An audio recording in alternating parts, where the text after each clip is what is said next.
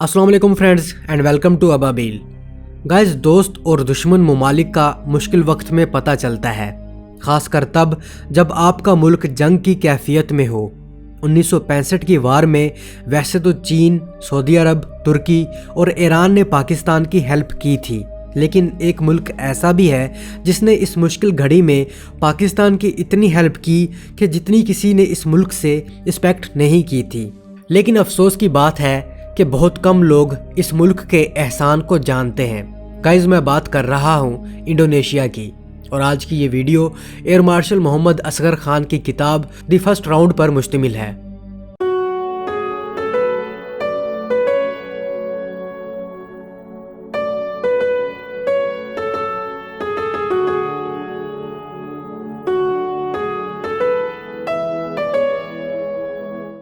उन्नीस सौ 65 की जंग शुरू होने के बाद 10 सितंबर 1965 को air marshal Asghar Khan Beijing पहुंचे, जहां इन्होंने president field marshal Ayub Khan का एक letter mister Chou En Lai के हवाले किया। जिसके बाद असगर खान ने इंडोनेशिया की तरफ प्रवास भरी, जहां इन्हें इंडोनेशियन एयरफोर्स के कमांडर इन चीफ ने जकार्ता से 100 किलोमीटर दूर मिलिट्री एयरफील्ड पर रिसीव किया, जहां से असगर खान को प्रेसिडेंट प्लेस जकार्ता ले जाया गया और उस वक्त के इंडोनेशियन सदर सुकार्नो ने इन्हें फौरन रिसीव किया।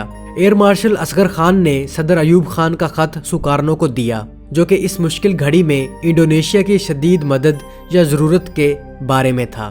सुकार्नो ने यह खत पढ़ने के बाद कहा, your dire need it is our dire need, यानी ये आपकी शदीद ज़रूरत नहीं बल्कि हमारी शदीद ज़रूरत है। सुकार्नो ने मजीद कहा कि पिछले दिन हमारी वार कौंसिल की मीटिंग हुई है, जिसमें यह फैसला किया गया है कि इंडोनेशिया पाकिस्तान की हर मुमकिन हेल्प करेगा।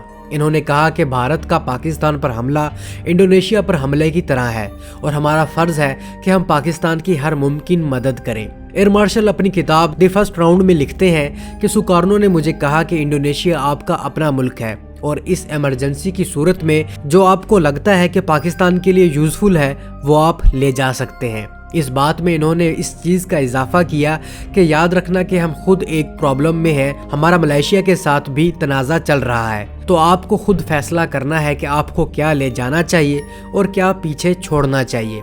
जिसके बाद सुकार्नो ने फॉरेन मिनिस्टर सुबांद्रियो को इंस्ट्रक्शंस दी ताकि मैं उनके साथ और एयर चीफ उमर धानी के साथ डिटेल्स डिस्कस कर सकूं। एयर मार्शल असगर खान लिखते हैं कि इसके बाद मैंने एयर चीफ उमर धानी से कहा कि क्या वो हमें 4 त्यारे रिजर्व में दे सकते हैं। उन्होंने कहा कि आपने सदर की बात सुनी है, आप जो चाहें ले सकते हैं। फिर मैंने MiG-19 पर इस्तफसार किया तो उमर धानी अपने तमाम MiG-19 त्यारे देने पर राजी हो गए।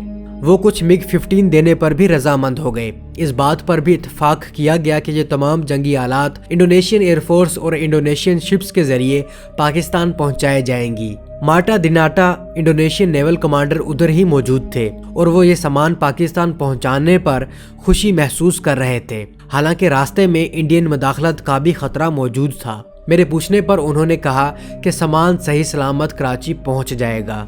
असगर खान कहते हैं कि जब हमने इंडोनेशिया से हासिल होने वाली इमदाद की तफसीलात पर बात ख़त्म कर दी और जब मैं जाने के लिए खड़ा हुआ तो नेवल चीफ मार्टा दिनाटा ने पूछा कि क्या यही सब कुछ था जो आप चाहते थे कि इंडोनेशिया पाकिस्तान के लिए करे। मैंने पूछा, आप और क्या कर सकते हो पाकिस्तान के लिए। नेवल चीफ ने जवाब दिया कि क्या आप नहीं चाहते कि हम इंडिया के अंडमान आइलैंड पर कब्जा कर लें। उन्होंने कहा कि मैप पर देखें, Andaman and Nicobar island Sumatra island की एक्सटेंशंस हैं और ये किसी भी मामले में मशरकी पाकिस्तान और इंडोनेशिया के माबीन है। इन आइलैंड पर हिंदुस्तानियों का क्या हक है। मैंने उन्हें मशवरा दिया कि वो इस मामले पर सदर से बात करें। अगर इंडोनेशिया इस करंट सिचुएशन में इन जजीरों पर कब्जा कर लेता है तो पाकिस्तान की तरफ से कोई अफसोस नहीं होगा। असगर खान का कहना था कि बदकिस्मती से हम इस काम को अंजाम देने में इंडोनेशिया की मदद करने की पोजीशन में नहीं थे। नेवल चीफ ने कहा कि किसी भी सूरत में इंडोनेशिया की बहरिया फौरी तौर पर इन जजीरों तक पहुंचने वाले रास्तों का गश्त शुरू कर देगी और इंडियंस की नकलो हरकत पर नजर रखने के लिए एरियल जासूसी मिशन भी करेगी। मैंने उनका और उमर धानी का शुक्रिया अदा किया। मिलिट्री एयरफील्ड की तरफ रवाना हुआ, जहां बोइंग हमारा इंतजार कर रहा था। इंडोनेशियाई नेवल चीफ अपनी बात पर पूरा उतरे। उन्होंने पाक नेवी की खातिर खा मादी इमदाद की। उन्होंने फौरी तौर पर 2 सबमरीन और 4 OS से मिसाइल बोट्स पाकिस्तान के हवाले की। याद रहे उस वक्त इंडोनेशिया खुद बड़े मसाइल में घिरा हुआ था। उस वक्त इंडोनेशिया स्ट्रेट ऑफ मलाका पर बरतानिया के साथ महाजराई की तरफ बढ़ रहा था, जहां बरतानवी कैरियर्स और दीगर बड़े जहाज़ों की एक काबिल अमल टास्क फोर्स तैनात थी। जो मिसाइल बोट्स इंडोनेशिया ने हमें दी थी वो बरतानिया को रोकने के लिए इंडोनेशिया का वाहिद जरिया थी। यही नहीं, ये मिसाइल बोट्स और सबमरीन्स सोवियत यूनियन से 2 तरफा मुआहदे पर खरीदी गई थी, जिसके तहत इंडोनेशिया ये वेपन्स किसी दूसरे मुल्क को नहीं दे सकता था। लिहाजा इन वेपन्स को पाकिस्तान मुंतकिल करना और इंडिया के आइलैंड पर कब्जे की ऑफर करना सुकार्नो और उसके नेवल चीफ की तरफ से बड़ी हिम्मत और दोस्ती का काम था। ये अलग बात है कि पाकिस्तान इन मिसाइल बोट्स और सबमरीन से काम ना ले सका क्योंकि सीज फायर हो चुका था, लेकिन फिर भी मिसाइल बोट्स और सबमरीन कुछ अरसा हमारे पास रहीं ताकि दोबारा खतरे की सूरत में यूज़ की जा सके। असगर खान कहते हैं कि मुझे बाद में पता चला कि इंडोनेशियन सबमरीन को समंदरी गश्त से डायरेक्ट पाकिस्तान जाने का हुक्म मिला था और इस अमले को लिबास तब्दील करने के लिए भी होम पोर्ट्स पर जाने की इजाज़त नहीं दी गई थी। असगर खान कहते हैं कि हमारी मीटिंग के 18 महीने बाद सुकार्नो डिसमिस्ड होने का ऐलान कर चुके थे। असगर खान कहते हैं कि हमारी फ्यूचर जनरेशन हमेशा सुकार्नो को याद रखेगी, चाहे उनके अपने मुल्क के लोग उन्हें भूल जाएं, और पाकिस्तान हमेशा याद रखेगा कि मुश्किल वक्त में इंडोनेशिया वो वाहिद मुल्क था जिसने अपने हथियारों की चाबी पाकिस्तान के हवाले कर दी थी। गाइस, क्या आप जानते हैं कि इंडोनेशिया ने ज़रूरत से बढ़कर पाकिस्तान की मदद क्यों की थी?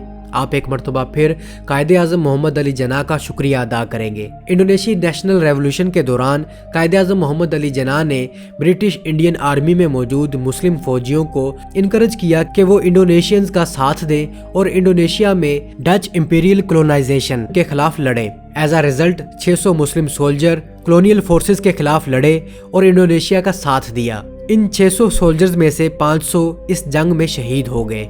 इन शहादतों को इंडोनेशिया ने याद रखा और अपनी गोल्डन जुबली पर 17 अगस्त 1995 में साबका जिंदा रह जाने वाले पाकिस्तानी फौजियों को अवार्ड्स से नवाजा और पाकिस्तान के बानी कायदे आज़म को अपना सबसे बड़ा एजाज आदिपुरा दिया गया। गाइस, हमारी कमज़ोर खारजा पॉलिसी की बदौलत कहीं हमारा ये बेलौस दोस्त हमसे दूर ना हो जाए, और ऐसा होता नज़र आ भी रहा है क्योंकि दूसरी तरफ इंडिया ने इंडोनेशिया से ताल्लुकात मुस्तहकम कर लिए हैं और इंडोनेशिया इंडिया का स्ट्रेटेजिक पार्टनर भी बन गया है। 2018 में अंडमान सी और जावा सी में इन दोनों ममालिक के दरमियान समुद्रा शक्ति के नाम से नेवल एक्सरसाइज भी हो चुकी हैं। दोस्तों, इस उम्मीद के साथ इस वीडियो का इख्तिताम करते हैं कि पाकिस्तान आने वाले वक्तों में ऐसे दोस्तों के साथ ताल्लुकात मज़ीद मुस्तहकम करेगा। अब तक के लिए इतना ही। दुआओं में अपने दोस्त बिलाल को याद रखिएगा। मैं मिलता हूँ एक नई वीडियो के साथ, तब तक के लिए इजाज़त। अल्लाह हाफिज़।